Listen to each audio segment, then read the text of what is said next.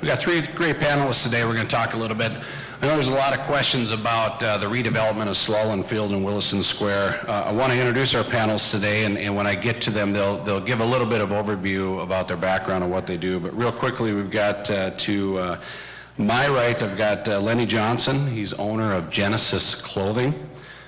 Then next, we've got David Juma. He's the city engineer, City of Williston Public Works and Engineering. And then we have Tim Marco, who is the president of Cardin Global. Now, to understand a bit of the history that led to where we are today, I want to take you back to 2015 on the square. And in 2015, the city of Williston, they were in the process of selecting a site for the new XWA International Airport. And at that time, it was determined that the current airport site, it was not feasible for an expansion and a relocation of airport operations as needed. The reality was the current Sloan Field would someday cease to exist, and approximately 800 acres presently associated with the site would become prime opportunity for vital redevelopment opportunities and overall quality of life enhancements for the residents of Williston and the region. The City of Williston of leaders, they had a vision. To fulfill that vision, they realized the potential an outside development management organization could bring. So working through the Economic Development Office, the City of Williston issued a request for qualified developers, better known as the RFQ, in order to select a qualified development team to enter into a public-private partnership agreement for the future rehabilitation, redevelopment of Sloan Field International Airport site. Through this vetting process, the city settled on one highly qualified firm, the Arizona-based Cardin Global, and CEO Don Cardin. And again, we have our president, Tim Marco, with Cardin Global here today. And over the past 6 years, Cardin Global, they not only served as the owner's rep for the construction of the XWA International Airport, they simultaneously have worked side by side with the community of Williston to bring us to this vision we now know as Williston Square. Once a new airport, international airport opened in October of 2019, work then began on decommissioning the Sloan Field in order to satisfy all conditions by the FAA for the release of the land for the city for redevelopment. This process was completed in late 2019, early 2020. We then saw extensive engineering efforts in 2020. It led to the completion of infrastructure and preparation, which our engineer will talk a little bit about today, as we prepared the property to go out for sale. To date, you've seen several announcements. They include new hospital and clinic, Slim Chicken's restaurant. We might have a couple more announcements out there. We've seen a lot of interest out there additionally to that as well. They're currently repurposing the old Sloan terminal. That will be the new 911 dispatch center. And again, I go back, there's also several discussions of some things in the work. You've heard a lot about a potential hockey arena out there, a potential convention center out there. So, and additional housing. So there's a lot of things that are turning at the square. Again, it's a large project that is going to take some time to redevelopment, but it's well on its way. So I go back to, we've been planning this for 5 years in the making, and to explore further on future and current activity at site. We're going to talk a little bit about that with our panelists today. And I'm going to open up with you, Dave Juma, as engineer, and let's go to, I'm just going to jump around on these slides a bit. I want to go to the last slide if we could. Right there. That talks a little bit about roads and construction. I think that's the biggest question we get, Dave, that you see a lot of activity out there. And kind of what does that entail? What has the public, what are they seeing now? What could they expect to see this summer in terms of activity? And kind of where do you think things are going as we get into the future? What can they expect to see? Well, that's a good question, Sean. So this summer, we're currently planning to build 3rd Avenue, which will be hidden behind the banner that I can't see, so I can't point at it, but it's basically parallels the frontage road. And that'll be where we're going to be building the quick service retail lots. There we go, right in this area here. So that'll be our primary focus, is to get this road built out this summer.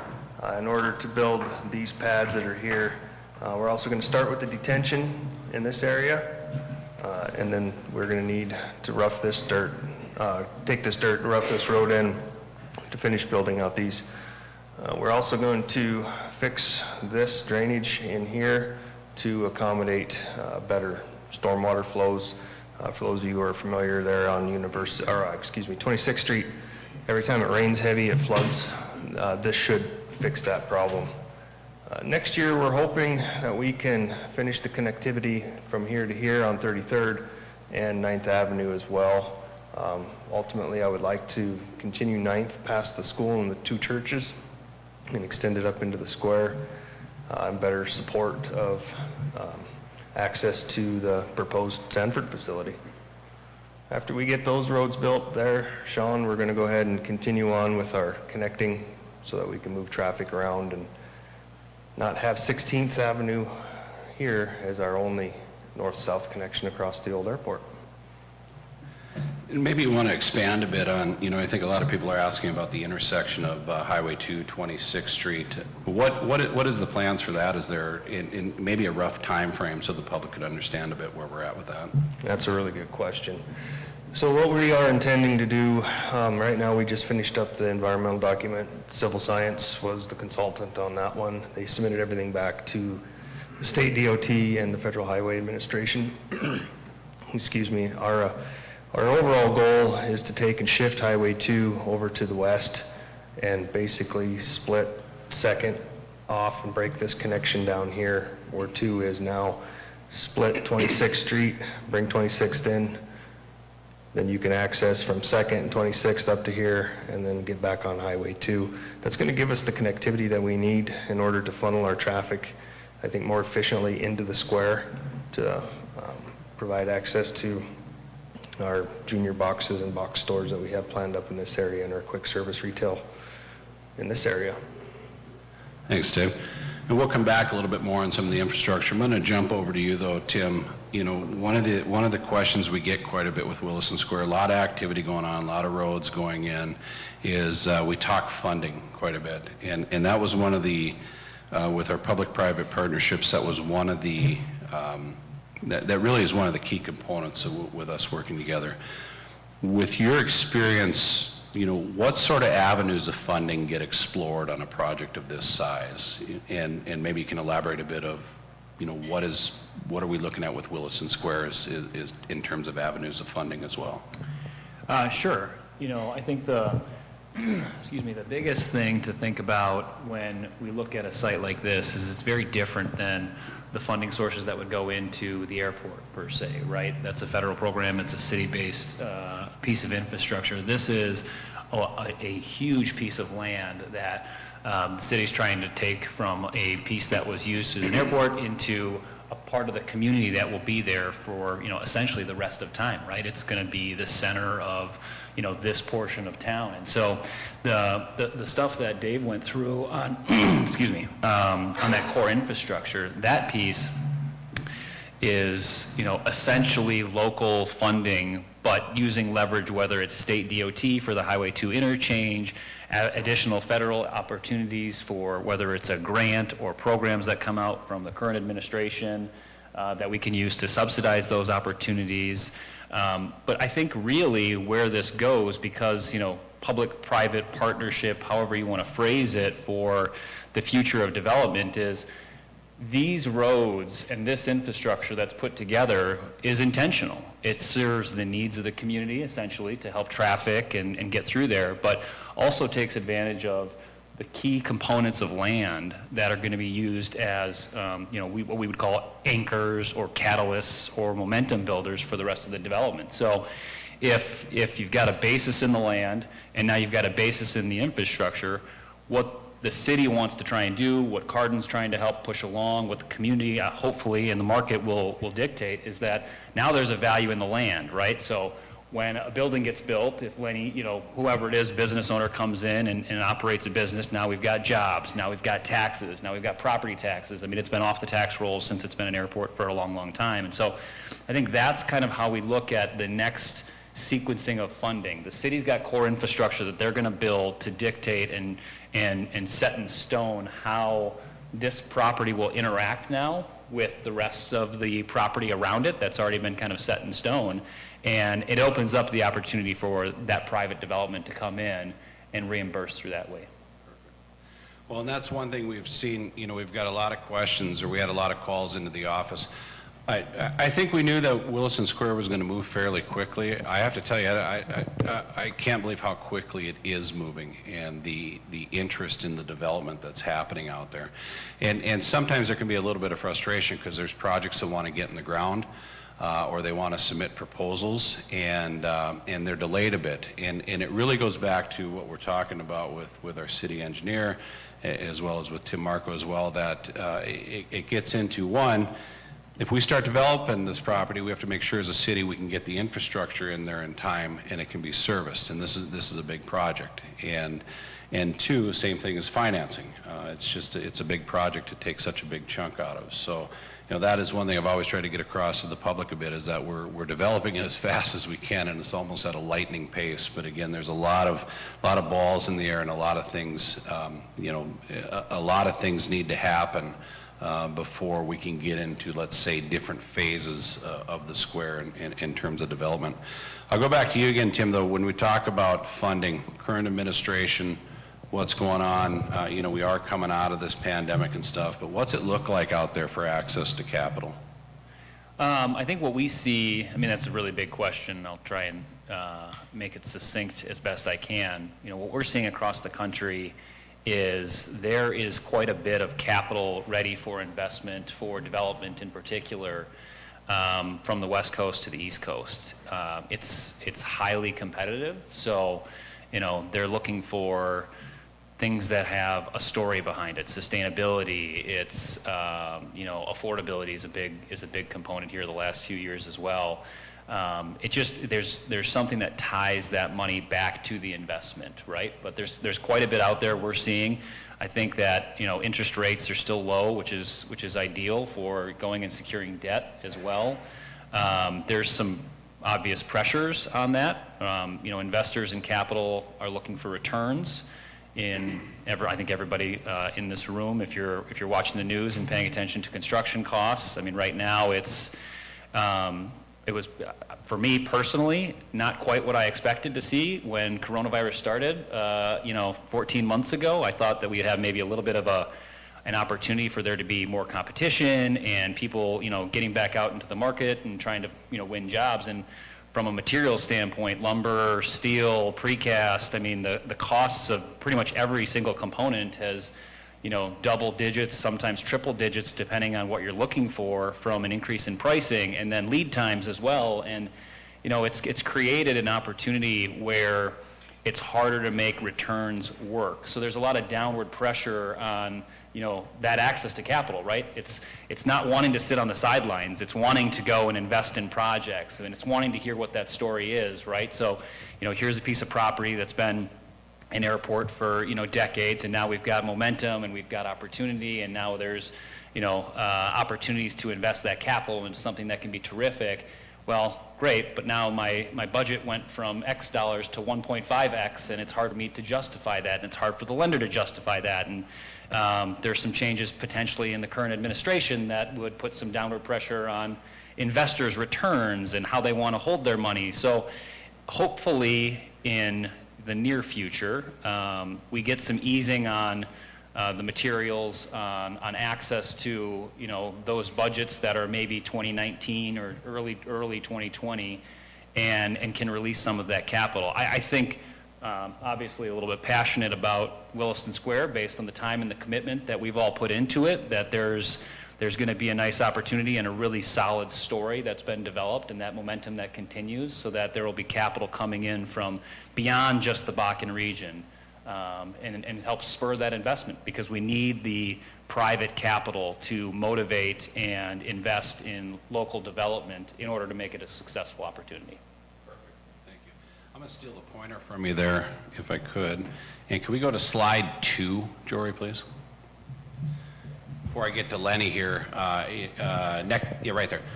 So really the premise when we were talking about developing Williston Square was, this follows a lot of our current governor's Main Street initiatives. So you want an all-inclusive area where it's pedestrian friendly, it moves traffic well, it has the look and the feel, and it's almost a showcase piece to the community. And let's jump to the next slide there, Jory.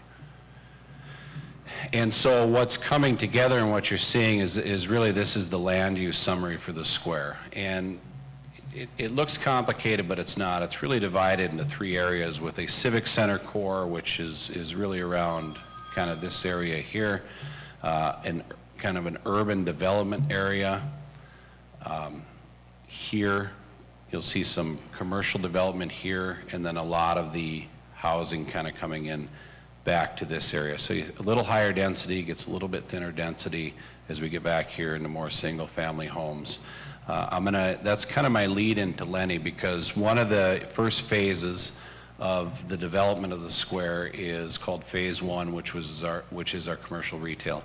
And I go back to my opening comments. We were probably weeks away, days away almost, from an announcement of a big box retail store up in this area, which was going to follow 5 junior boxes store. No, I cannot tell you what it was. We're still under non-disclosures, so we're really hoping to bring that project back. But COVID hit, and as we all know with the retail industry, everything just kind of fell apart. So they're kind of working their way to get back up to speed. But one thing we've seen is this spot right here. We designate this, we call it QSR Pads. And for reference, here's your Highway 2. 2 and 26 intersection, very, very busy area.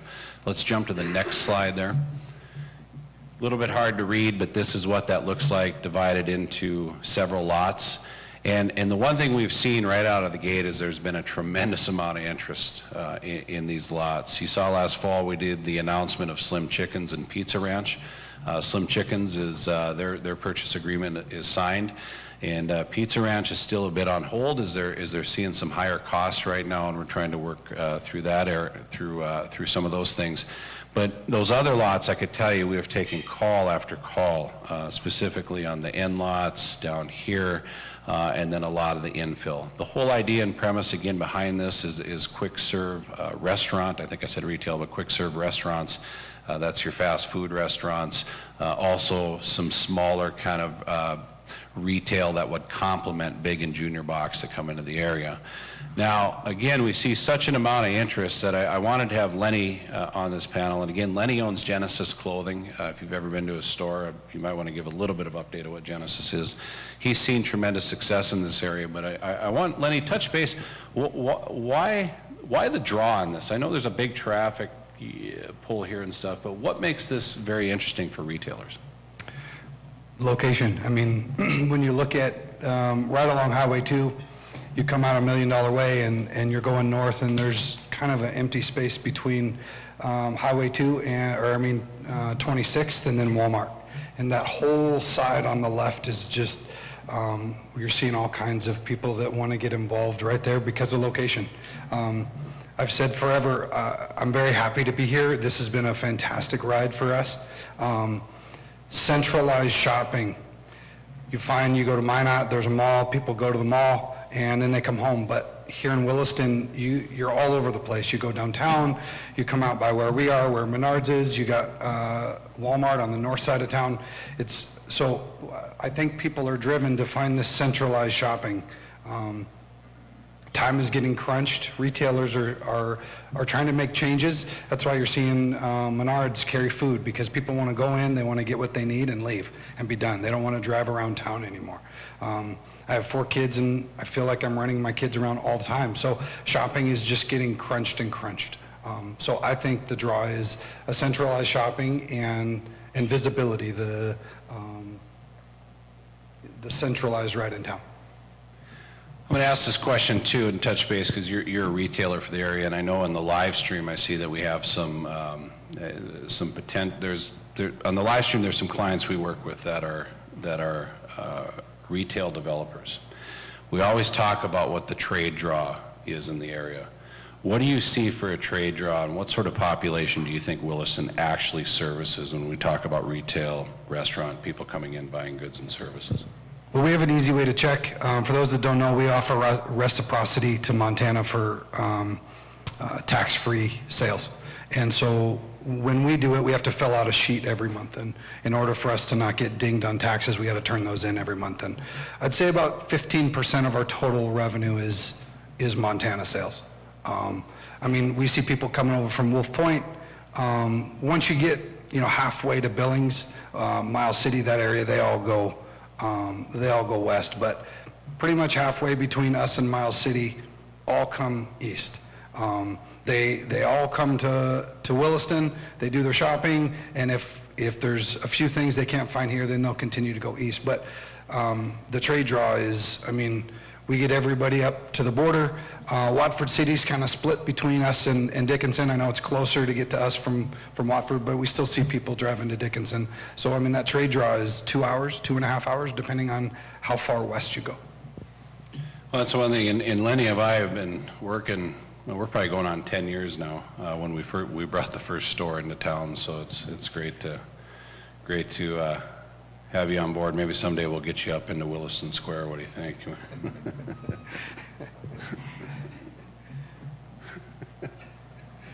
Okay. Awkward silence there. Well, I think that's the desire, right? Anyone who's been to the store knows that our location, when we chose it, we came to town in 2014, and back to Centralized Shopping, it just wasn't there, so they were developing out there. We picked the spot. What is that? What's the road that goes between us and Menards? That wasn't developed all the way through up to the high school. 32nd? Yeah, 32nd wasn't done yet. So we picked the back side of the building, and I think we've seen 5 businesses come and go, and we're still the only people on the back side of the building. And so, yeah, we're constantly looking for better visibility. We'd love to be in the Williston Square, and hopefully we can make something work.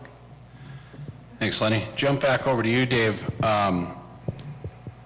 With developers that are looking at getting into the market or getting into Williston Square, from your department, what sort of questions are important to you or what information is important to you that you should get out to those developers to maybe understand if they're going to move forward, what they should know about the square and as it relates to infrastructure? Our key infrastructure that we need is anticipated usages of your utilities. We coordinate quite closely with the MDUs and the Nemonts and the mid-continents of the world, and it's very helpful for us as we're planning ahead that we're not basically backtracking on ourselves. Water services, we need to make sure that they're adequately sized. Traffic patterns help, anticipated traffic volumes, basically kind of a general idea of what you have planned for overall site usage, hard surfacing versus soft surfacing, so we can help coordinate with the stormwater control and those types of items. Thanks, Dave. Another question too for you, because we had this conversation a couple days ago. Obviously, as the economy is starting to get back going, and I'm seeing this a lot with our businesses out there as well, as we're seeing they're seeing great demand and they're seeing great sales, but getting product from the market has been a big challenge. And the one thing with the construction season going on, you and I talked about this. What are some of the things you guys maybe are a bit concerned about going into this summer? If you need to get pipe or materials in, what does that look like for you guys?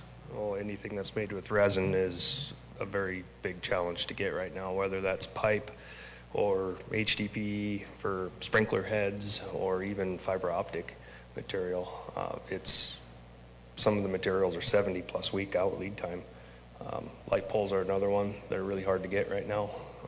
This year was the first year that I think our department has actually purchased material for one of our projects, just because last year we take, for example, on the 16th Avenue project there, where the trails, there was one of the light poles that kind of just got shipped someplace, they didn't know where, and it magically disappeared. We had to order another one, and we just got it installed this week from a last year project.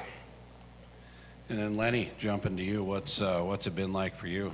You didn't have any product stuck on that shipping container, did you, that was sideways in the canal? I didn't have any on that one, but for the first time in 10 years of doing retail, I did get an email from a supplier that they had an accident at sea and shipping containers fell into the ocean, and so they had to short my order. A lot of people assume that everything's made in China in retail, and that's not necessarily the case. We are in a global economy, obviously, but most things touch China. They get a silk thread or something, and then they've got to make it in another country. And what they're finding right now is that people that have been locked up, they're trying to get out and consume right now. And so across the country, they're starting to witness what our great state witnessed about 12 months ago. I mean, we've been pretty much open for business. We haven't had any major setbacks, but some of the other states that have been locked up, they're opening up now, and people are getting out there and buying. And from other retailers I talked to, they've had the best quarter they've ever had, Q1 21. And I think a lot of people, me included, is expecting a ridiculous back to school. If you have kids, shop early. I think it's going to be like nothing we've seen before, because all these kids, parents are going to be excited to get these kids out of the house and back to school. And it's going to be silly. We saw a great Q4. We're seeing people that they want to try and get back to normal, and a lot of that is consuming, it's retailing. And so I just think that a lot of people are going to be trying to find product. Thanks, Lenny. Jump over. Tim, I want to jump back to you, because you're seeing this now with economic development quite a bit across the nation or the globe, that public-private partnerships are really the way that it's starting to go. In fact, even the International Economic Development Council is giving awards out for good public-private partnerships. Why? What are the benefits? Why the need for a public-private partnership with a public-private entity? Yeah, I think using Williston Square as the example, one avenue that could have been pursued was, the day after the existing airport is decommissioned and the city has, full control over the land, put a for sale sign up. You got 800 acres worth of land to sell. Someone eventually in the world will buy it, or someone will come and buy a portion of it, and there will be decisions to be made at that point. The value in the public-private partnership is, frankly, in my opinion, is control.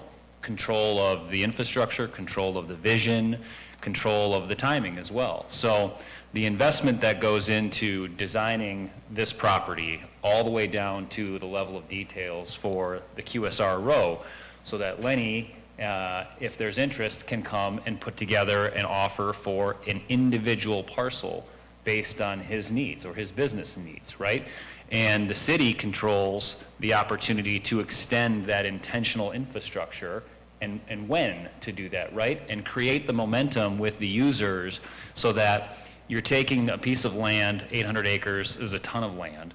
The value of that is a fraction of what it would be if you're able to guide it and pursue users based on their specific needs. So I think really when you peel back all the additional talking points and all those positives and negatives, it really comes down to the ability for the land to become put into production faster and more valuable, right?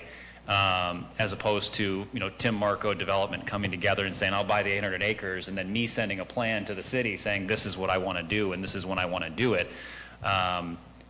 There's a loss of control in that capacity. And so the public-private partnership is utilizing the expertise of the private market and the expertise of the public side to generate the best plan going forward. Because even at Williston Square, there's a considerable amount of opportunity for there to be additional public infrastructure, whether there's amenities for the community, trail systems, all kinds of things that are going to be integrated into this massive plot of land. And by being thoughtful and deliberate on the front end, I believe it helps make that become a reality sooner than later. And time will tell, but I think already, even during the coronavirus pandemic of the last year plus, as you said, Sean, and each one of us have talked about, there's a considerable amount of demand out there already, right? So we fast-tracked what could be a 30 or 40-year absorption schedule to maybe making this impact and building that momentum to a point where it could be even sooner. So I think that's really the key component, is the control and the value there. Yeah, that's always been the vision too with the square, like I mentioned. Excuse me. If what we're going to do out there, we're going to do it right, and it's going to be a showcase piece for the community. And there's a lot of moving parts, as you see up here with the discussion with city engineering and the private developer, and then our public-private partnerships. it's just not something you develop overnight, and there's a lot of cost involved with it, and there's a lot of planning that goes with it. One thing, you know, I'll point out too, as far as the square, you know, if you have a project and you have interest in the square, you know, we are entertaining proposals, so it's something of just getting a hold of my office. We can start with initial discussion on the proposal.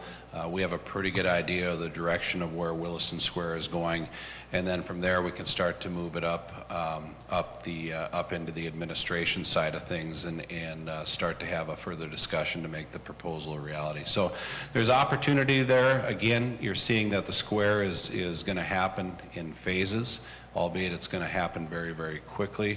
But I think when it's all said and done, it's going to be a pretty big showcase piece for the community. I want to open up the floor. Any questions from any of our attendees out there on the square?